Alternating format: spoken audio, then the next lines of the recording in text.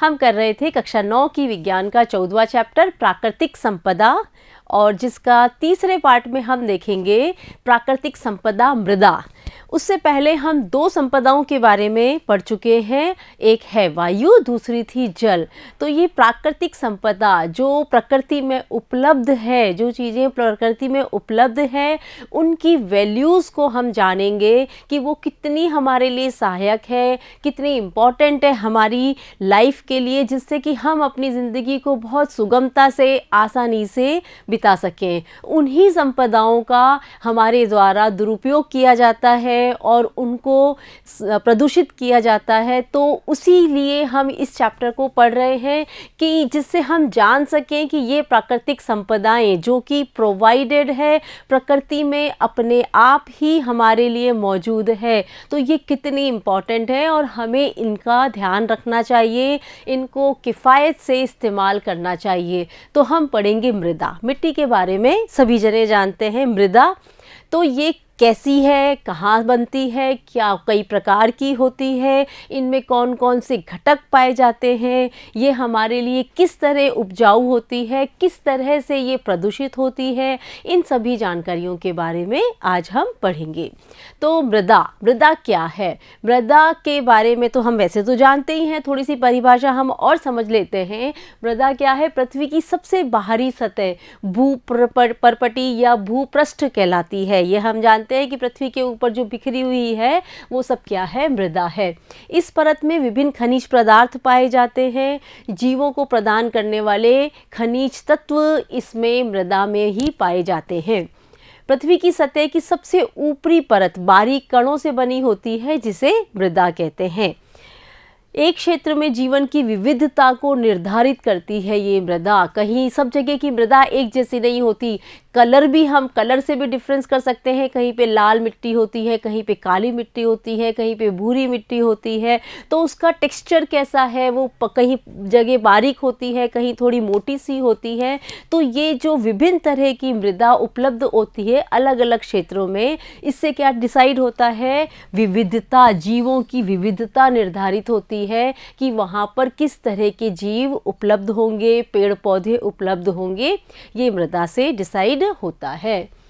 मृदा किस तरह से बनती है? Formation of soil.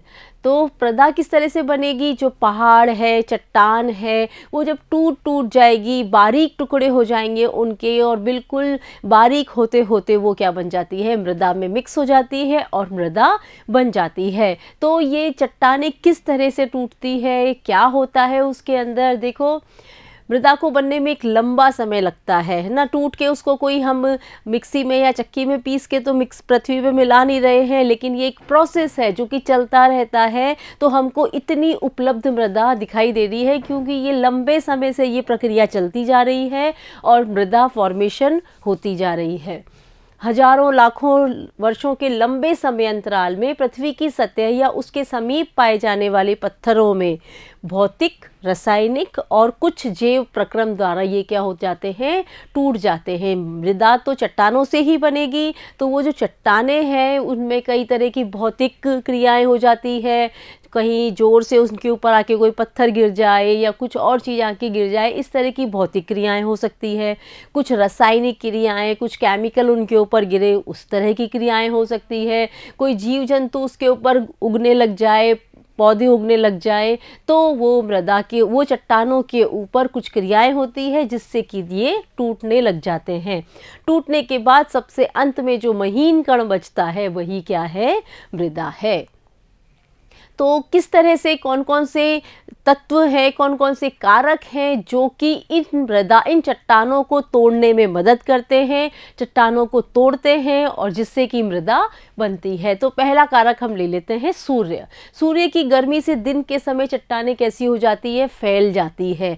फैलने से क्या होता है? उनके बीच में दरारें पड़ जाती है और रात के समय जब वो ठंडी हो जाती है तो संकुचित हो जाती है।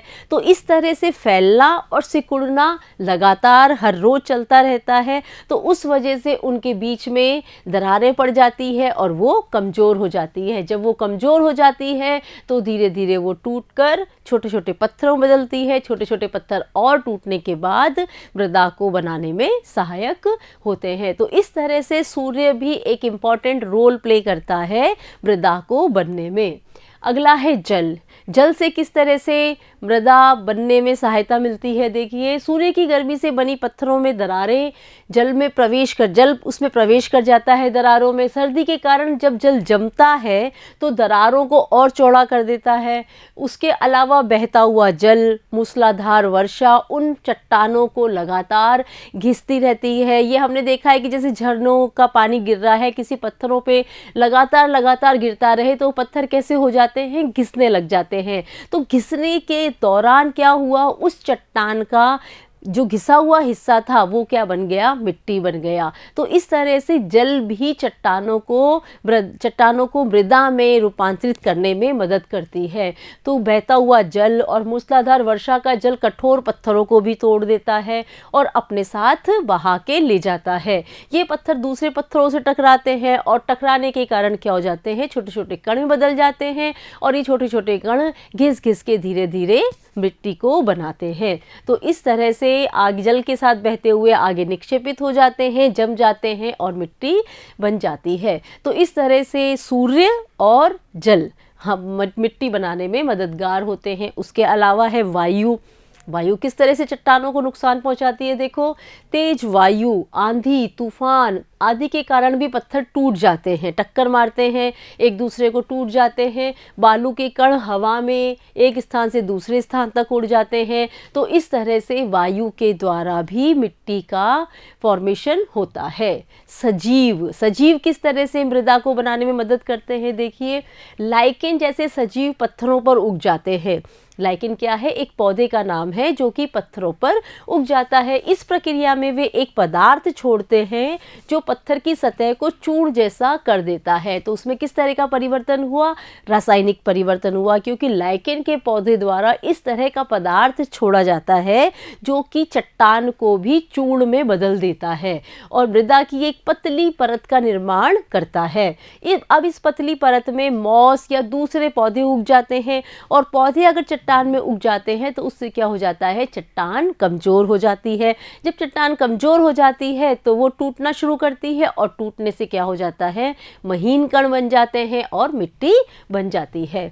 इस पतली परत में मॉस जैसे छोटे पौधे उगते हैं जो पत्थरों को और अधिक तोड़ते हैं। बड़े पेड़ों की जड़ें भी चट्टानों की दरारों में चली जाती है और उन्हें चौड़ा कर देती है। एक और कारण हो गया, जो बड़े बड़े पौधे होते हैं उनकी जो जड़ें होती है वो फैलती जाती है और इस तरह से चट्टानों को कमज़ोर कर देती है और कमज़ोर चट्टानें जल्दी ही मिट्टी में परिवर्तित हो जाती है। मृदा के घटक, मृदा में क्या क्या पाया जाता है। सिर्फ चट्टानों से बनी हुई मृदा ही उसमें नहीं होती, उस मृदा में कितनी चीज़ें मिक्स हो जाती है।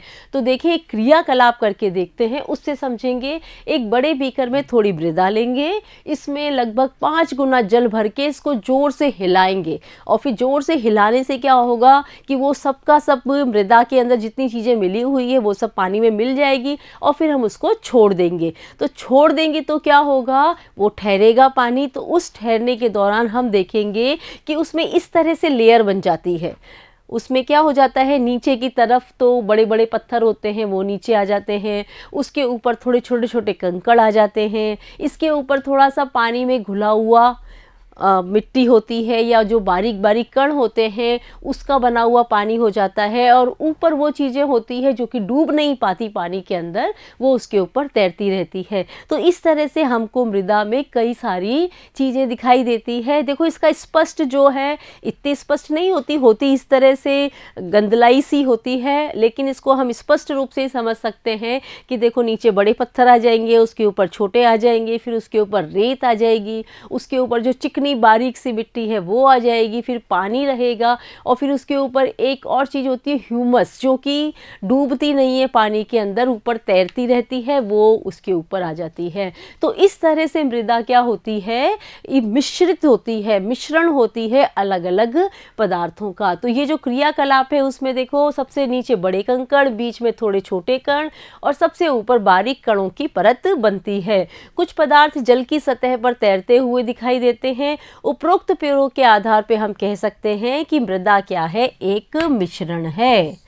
मृदा क्या है, एक मिश्रण है जिसमें विभिन्न आकार के कण, सड़े गले जीवों के टुकड़े मिले हुए होते हैं, जिसे ह्यूमस कहते हैं। ये क्या है, ह्यूमस है, जो कि इम्पॉर्टेंट पार्ट है किसी भी मिट्टी के लिए। और ये किससे बनता है, सड़े गले पौधे, जो उसके अंदर सड़े गले जीव जंतु, उनके जो बारीक बारीक कण होते हैं, पेड़ पौधों के जो बारीक बारीक बिल्कुल उनका अपघटन होने के बाद जो अवशेष बचता है वो मिट्टी के अंदर मिक्स हो जाता है। तो वो जो अवशेष होता है वो किस में रिच होता है, ह्यूमस में रिच होता है। उसमें बहुत सारे खनिज तत्व होते हैं, ऐसी चीज़ें होती है जो कि पेड़ पौधों के लिए बहुत आवश्यक होती है। तो ये ह्यूमस एक इम्पॉर्टेंट पार्ट होता है मिट्टी का। तो ये हो जाता है पानी के ऊपर जाके इकट्ठा हो जाता है। ये किससे बनता है, सड़े गले जीव जंतु और पेड़ पौधों से बनता है, उनके अपघटन से बनता है। तो इस तरह से ये मिट्टी क्या है, एक मिश्रण है जिसमें विभिन्न प्रकार की चीज़ें हमें दिखाई देती है। इसके अतिरिक्त मृदा में सूक्ष्म जीव भी पाए जाते हैं। ये हमने देखा है, कभी गमले की मिट्टी को खोल के देखोगे तो उसमें छोटे छोटे केंचुए भी दिखाई देंगे और भी छोटे कीड़े मकोड़े दिखाई देते हैं, जो कि इस मृदा को क्या बनाते हैं, उपजाऊ बनाते हैं। ये हमारे लिए काम के होते हैं। तो उसमें सूक्ष्म जीव भी पाए जाते हैं। मृदा के मुख्य घटक खनिज, हवा, पानी, जैविक पदार्थ और सजीव पदार्थ हैं। मृदा के प्रकार का निर्णय उसमें पाए जाने वाले कणों के औसत आकार से होता है और मृदा के गुण को उसमें ह्यूमस की मात्रा से पता चलता है और सूक्ष्म जीव कितने हैं उसमें। तो ये जो तीन चीज़ें हैं ये इम्पॉर्टेंट होती है। ये सूक्ष्म जीव, तो मृदा कितनी गुण वाली है, कितनी उपजाऊ है, इसका निर्धारण कैसे होता है। उनका एक तो साइज़ कितना है, मोटा साइज़ है या बहुत बारीक है, इससे निर्धारित होता है। दूसरा, उसमें कितनी ह्यूमस की मात्रा है। उसमें ह्यूमस की मात्रा अगर अधिक होगी तो वो मिट्टी कैसी होगी, उपजाऊ होगी। तीसरी चीज़ है, उसमें कितने जीव जंतु, सूक्ष्म जीव जो कीड़े मकोड़े होते हैं वो उसमें कितने मौजूद है। इससे निर्धारित होता है कि मृदा की क्वालिटी कैसी है, मृदा का गुण कैसा है। ठीक है। ह्यूमस जो मैं बता रही हूँ एक इम्पॉर्टेंट पार्ट होता है। तो देखो ये कैसे बनता है, यह एक गहरे रंग का जैविक पदार्थ है जो मृदा की संरचना निर्धारित करने में महत्वपूर्ण भूमिका निभाता है। यह मृदा को कैसा बनाता है, सरंध्र बनाता है। सरंध्र मतलब क्या हुआ, रंध्रों सहित। रंध्र उसके अंदर होंगे। पोरस अगर मिट्टी होगी तो उससे क्या फायदे होंगे, जो ऑक्सीजन है, जो गैसेज है वायुमंडल में मौजूद होती है वो मिट्टी के नीचे हिस्से तक भी जाती जाएगी, गहराई तक वो जा सकेगी और रंध्रों की सहायता से ही पानी भी काफ़ी नीचे तक गहराई तक जा पाएगा। तो मिट्टी को कैसा होना आवश्यक है, सरंध्र होना आवश्यक है, पोरस होना आवश्यक है, जो कि कौन बनाता है, ह्यूमस। ह्यूमस की मौजूदगी से मिट्टी कैसी हो जाती है, सरंध्र हो जाती है तथा वायु और जल को भूमि के अंदर तक जाने में सहायता प्रदान करती है। खनिज पोषक तत्व जो उस मृदा में पाए जाते हैं वह उन पत्थरों पर निर्भर करते हैं कि जिससे वो मृदा बनी है। तो वो जो मिट्टी में खनिज लवण कितने मौजूद हैं ये कौन डिसाइड करेगा, जिससे वो मिट्टी बन रही है। जिन चट्टानों से बन रही है उन चट्टानों में जितने खनिज लवण मौजूद होंगे, खनिज तत्व मौजूद होंगे, उतने ही खनिज लवण और तत्व किस में मौजूद होंगे, मिट्टी में मौजूद होंगे। ठीक है। किस मृदा में कौन सा पौधा होगा यह इस बात पर निर्भर करता है कि उस मृदा में पोषक तत्व कितने हैं, ह्यूमस की मात्रा कितनी है और उसकी गहराई क्या है। कोई भी पौधा किस जगह पे लगेगा इसका पता कैसे लगता है, 4 चीज़ों से पता लगता है कि उसमें पोषक तत्व कितने हैं, ह्यूमस की मात्रा कितनी है, उसकी गहराई कितनी है, कितना गहरा है कि उसमें एक छोटा पौधा लगेगा या बड़ा पेड़ भी उग सकता है। तो यह मिट्टी की क्वालिटी पे निर्भर करता है। मृदा की ऊपरी परत जिसमें मृदा के कणों के अतिरिक्त ह्यूमस और सजीव स्थित होते हैं उसे ऊपरी मृदा कहा जाता है। ऊपरी मृदा की गुणवत्ता उस क्षेत्र की जैविक विविधता को निर्धारित करने वाला एक महत्वपूर्ण कारक है। जिस भी जगह की मृदा कैसी है उससे कौन निर्धारित होगा? जैविक विविधता। वहाँ पे विविध प्रकार के जो जानवर हैं, अपने पृथ्वी के ऊपर विविध प्रकार के जानवर भी हैं, पेड़ पौधे भी हैं, तो उसमें उस पर्टिकुलर क्षेत्र में कौन से वाले जानवर और कौन से वाले पेड़ पौधे होंगे, इसको कौन डिसाइड करेगा? ये वहाँ की मृदा निर्धारित करती है। कौन निर्धारित करता है? वहाँ की मृदा। क्यों? क्योंकि वहाँ की मृदा कैसी है, उसकी गुणवत्ता कैसी है, उसमें ह्यूमस की मात्रा कैसी है, उसमें सूक्ष्म जीव कितने मौजूद हैं, उनका आकार कितना है, वो कितनी गहरी है, उसके नीचे कहीं चट्टाने तो नहीं है। तो ये सब मिलकर तय करती है कि वहाँ पर जैव विविधता कौन सी होगी। भूमि प्रदूषण, तो क्या भूमि भी प्रदूषित होती है? हमने तो सुना था कि पानी और वायु यही प्रदूषण होता है।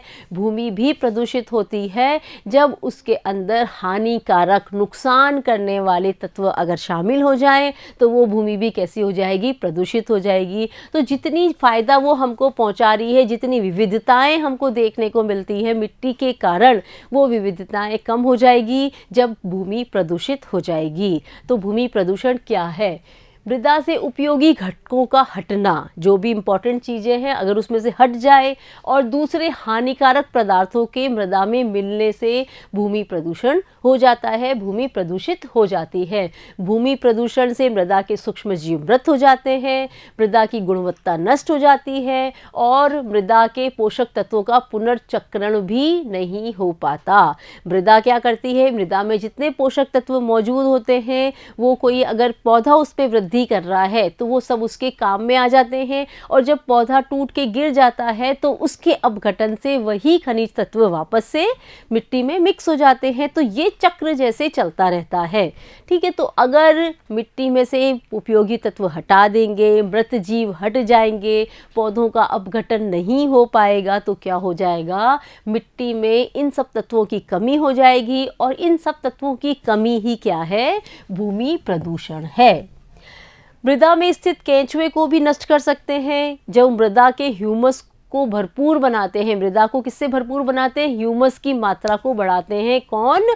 केंचुए, जो उसके अंदर मौजूद होते हैं। इस प्रकार से मृदा धीरे धीरे क्या हो जाएगी? बंजर हो जाएगी। जब उसके अंदर सूक्ष्म जीव, केंचुए भी खत्म हो जाएंगे, उनमें ह्यूमस की मात्रा कम हो जाएगी, तो क्या हो जाएगी? भूमि की जो मिट्टी है वो कैसी हो जाएगी? बंजर हो जाएगी, यानी कि वो उपजाऊ नहीं रहेगी। तो उसमें किसी भी तरह के पेड़ पौधों को उगने में परेशानी होगी। उपजाऊ मृदा जल्दी से अनुपजाऊ हो जाती है यदि जल्दी से संपूर्णीय तरीकों को प्रयोग में ना लाया जाए। संपूर्णीय तरीके कौन से होते हैं? सस्टेनेबल जो आगे तक रहे, जिनको हमको बार बार हम मिट्टी को उपजाऊ करने के काम नहीं करेंगे, हमको इस तरह के तरीकों का इस्तेमाल करना पड़ता है जिससे कि मिट्टी परमानेंटली उपजाऊ हो जाए। इस तरह के तरीकों का अगर हम इस्तेमाल नहीं करेंगे तो मिट्टी कैसी हो जाती है? अनुपजाऊ हो जाती है और होती जाती है और फिर वो कैसी हो जाती है? बंजर हो जाती है। फिर उसको वापस से कन्वर्ट करना बड़ा मुश्किल होता है। मिट्टी को उपजाऊ बनाना बहुत मुश्किल काम होता है। इसलिए जैसे ही मिट्टी में हानिकारक तत्व मिक्स होने लग जाए तो उसमें तुरंत ही हमको तरीकों का इस्तेमाल करना चाहिए जो कि उसके उपजाऊपन को लौटा दें। भूमि प्रदूषण का एक मुख्य कारण है आधुनिक कृषि। आधुनिक कृषि से हम सब्जियों की, फल फ्रूटों की संख्या तो बढ़ा लेते हैं, लेकिन उसकी वजह से क्या हो जाता है? मिट्टी को काफ़ी नुकसान हो जाता है। क्यों? क्योंकि आधुनिक कृषि में बहुत सारे तरह के केमिकल्स यूज़ में लेते हैं, पेस्टिसाइड्स यूज़ में लेते हैं। उन पेस्टिसाइड्स क्या करते हैं? वो मिट्टी को अनुपजाऊ करते हैं, उनकी उपजाऊपन को कम करते हैं। इनमें बड़ी मात्रा में पेस्टिसाइड्स और उर्वरकों का इस्तेमाल होता है। ये मृदा के उपजाऊपन को, फर्टिलिटी को कम करते हैं और बुरी तरह से प्रभावित करते हैं। तो इन सब के प्रयोग से भी हमारी मिट्टी जो है वो प्रदूषित होती जा रही है। इसके बाद अगला टॉपिक है मृदा अपरदन क्या होता है। है। ये एक मुख्य शब्द है मृदा अपरदन। ये हमें याद रख लेना चाहिए, बार बार इसका प्रयोग आता है और है कुछ भी नहीं। मृदा अपरदन क्या है? मिट्टी का एक स्थान से चले जाना, चाहे वो पानी के माध्यम से जाए, चाहे वो वायु के साथ उड़कर चली जाए, या पानी के साथ बह के चली जाए, या किसी भी तरीके से उस मिट्टी का वहाँ से चला जाना क्या है? मृदा का अपरदन है। मृदा चली गई है। तो भूमि की ऊपरी उपजाऊ मृदा का तेज वायु, बहते हुए जल से अन्यत्र जगह चले जाना मृदा अपरदन कहलाता है। तो ये प्रश्न आ जाता है तो हम एकदम भूल जाते हैं कि मृदा अपरदन क्या है। तो ये हम अच्छे से याद कर लें कि मिट्टी का वहाँ से हट जाना मृदा अपरदन है। पौधों से आच्छादित भूमि से मृदा अपरदन बहुत कम मात्रा में होता है।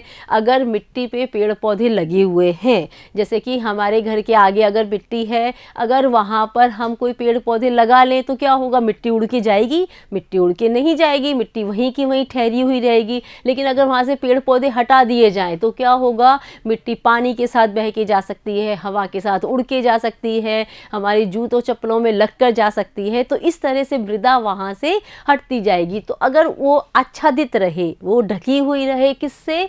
पौधों से ढकी हुई रहे, तो मृदा अपरदन बहुत ही कम मात्रा में होता है, क्योंकि पौधों की जड़ें मृदा के कणों को आपस में बांधे रखती है, जिससे कि वे आसानी से वहाँ से हटते नहीं हैं।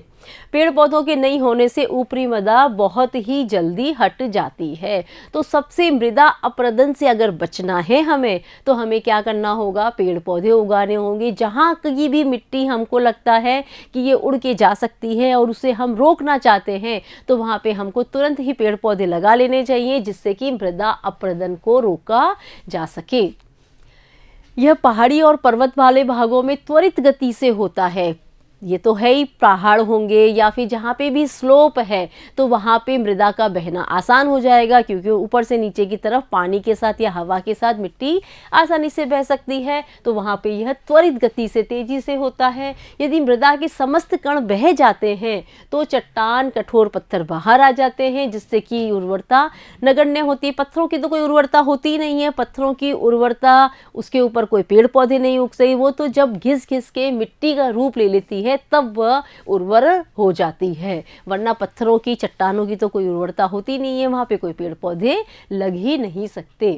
तो अब कुछ प्रश्न है जो कि हमको किताब में दे रखे हैं, उनको हल कर लेते हैं, जिससे कि एकदम अच्छे से हमें प्राकृतिक संपदा मिट्टी समझ में आ जाएगी। मिट्टी का निर्माण किस प्रकार से होता है, रिवाइज कर लेते हैं वापस से। मिट्टी का निर्माण होता है, एक कारण होता है सूर्य, दूसरा कारण होता है जल। तो इनको आप साथ साथ नोट करते जाएंगे। पढ़ तो हमने लिया ही है और समझ भी लिया है। अगर हम हाथ से भी लिख लेते हैं तो वो एकदम हमारे लिए स्थायी हो जाता है, क्योंकि ऐसा मैंने भी सुना है, आप भी सुनते आए हो कि 100 बार पढ़ना और 1 बार लिखना।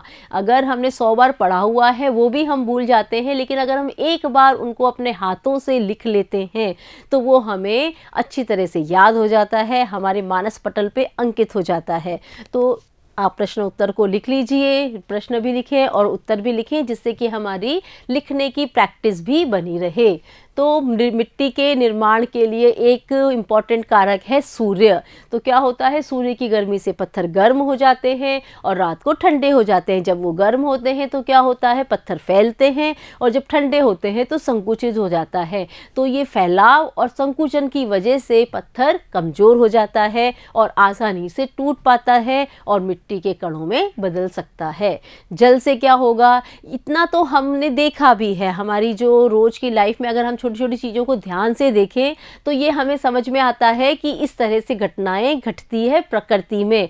और जब हम ध्यान से प्रकृति को देख रहे हैं तो इन प्रश्नों के उत्तर देना, अपनी समझ से उत्तर देना आसान हो जाता है। जल क्या करेगा, जल पत्थरों की दरारों में घुस जाएगा, पत्थर जो बड़े बड़े पत्थरों के बीच में घुस जाएगा, वहाँ पे रह जाएगा। जब रात होगी, ठंड हो जाएगी तो वो पानी, उसके अंदर ठहरा हुआ पानी जम जाएगा। जब जम जाएगा तो क्या होगा, चट्टानें फैलेगी, उनमें दरारें पड़ जाएगी और उन दरारों को चौड़ा भी कर देगा पानी। और तेज गति से बहता हुआ पानी जल पत्थरों को बहा कर ले जाता है, जिससे कि वे आपस में टकरा टकरा कर क्या हो जाते हैं, छोटे छोटे कणों में बदल जाते हैं। और ये छोटे कण से क्या बन जाती है, मिट्टी बन जाती है। सजीव क्या करते हैं, सजीव लाइकेन जैसे पौधे होते हैं, वो एक पदार्थ छोड़ते हैं चट्टान के ऊपर, जिससे कि चट्टान की ऊपरी सतह बारीक कण में बदल जाती है। तो वो बारीक कण क्या बन जाते हैं, मिट्टी बन जाती है। तो इस तरह से सजीव भी चट्टानों को बारीक कणों में बदलने में मदद करते हैं। और मॉस जैसे पौधे उस पत्थरों की चट्टानों में उग जाते हैं, जो मृदा की परत को और मोटा कर देते हैं, मिट्टी मोटी कर देते हैं। इन सभी कारकों के सामूहिक प्रभाव से मिट्टी का निर्माण होता है। ठीक है, अगला प्रश्न है मृदा अपरदन क्या है। अभी हमने समझा था मृदा अपरदन यानी कि मिट्टी का चले जाना, भूमि की ऊपरी उपजाऊ मृदा, ऊपरी मृदा का वायु, जल या किसी भी अन्य कारक द्वारा एक जगह से दूसरी जगह तक चला जाना क्या कहलाता है, मृदा अपरदन कहलाता है, सॉइल इरोजन कहलाता है।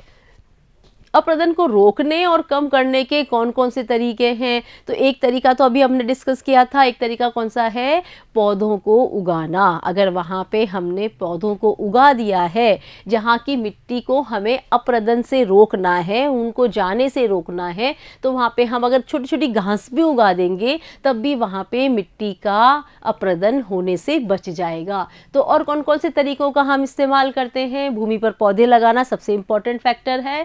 मृदा अपरदन बंजर भूमि में अधिक मात्रा में होता है क्योंकि वहाँ पे पौधे लगते नहीं हैं, इसलिए बंजर भूमि होगी तो वहाँ पे मृदा अपरदन भी होगा। भूमि को कृषि योग्य बनाकर अधिक पौधे लगाकर अपरदन को रोका जा सकता है। कृषि के लिए कंपोस्ट खाद या हरी खाद को मिलाकर अगर उगाते हैं तो पौधे जल्दी उग जाते हैं। पशु चारण पर नियंत्रण, पशु अगर पेड़ पौधे हमने लगा लिए हैं, पशु उनको चर ले जाएंगे तो क्या होगा, वापस से हमारी मिट्टी खाली हो जाएगी और अपरदन होना आसान हो जाएगा। तो उस पर क्या करना चाहिए, हमको कंट्रोल करना चाहिए। इसके लिए नियंत्रित चरागाह बनाने चाहिए, नियंत्रित, जहाँ पे हमारा कंट्रोल हो कि यहाँ पर के पौधों को ही वो खा पाएंगे, मवेशी खा पाएंगे, क्योंकि अतिचारण से पौधे कुचलकर नष्ट हो जाते हैं और उनकी जड़ें ढीली हो जाती है, जिससे मृदा अपरदन बढ़ता है। तो पशु चारण पे भी हमको नियंत्रण रखना होगा अगर हम मृदा को अपरदन से बचाना चाहते हैं। फिर है वनरोपण। वनों के क्षेत्रफल में वृद्धि से वृक्षारोपण से मृदा अपरदन कम होता है। वन खूब सारी जगह है हमारे पास, तो वहाँ पे हमको क्या करना चाहिए, वनों को विकसित करना चाहिए, क्योंकि पौधों की जड़ें मृदा के कणों को परस्पर बांधे रखती है।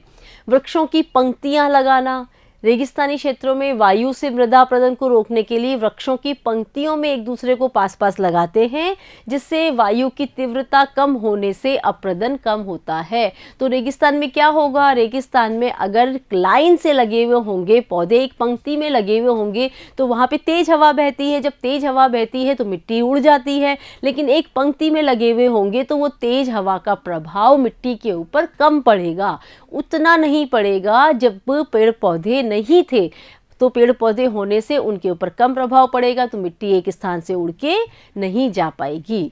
तो इस तरह से हमने एक इम्पॉर्टेंट संपदा, इम्पॉर्टेंट रिसोर्स जो हमारी ज़िंदगी के लिए बहुत आवश्यक है, उसको हमने पढ़ा, मृदा। ठीक है, तो इस तरह से हमने तीनों जो हमारी इम्पॉर्टेंट रिसोर्सेज हैं वो हमने पढ़ लिए, वायु, जल और मृदा पढ़ लिए। अब अगले वीडियो में हम पढ़ेंगे जैव रासायनिक चक्रण कौन कौन से हैं, उनके बारे में हम अगले वीडियो में पढ़ेंगे। Thank you.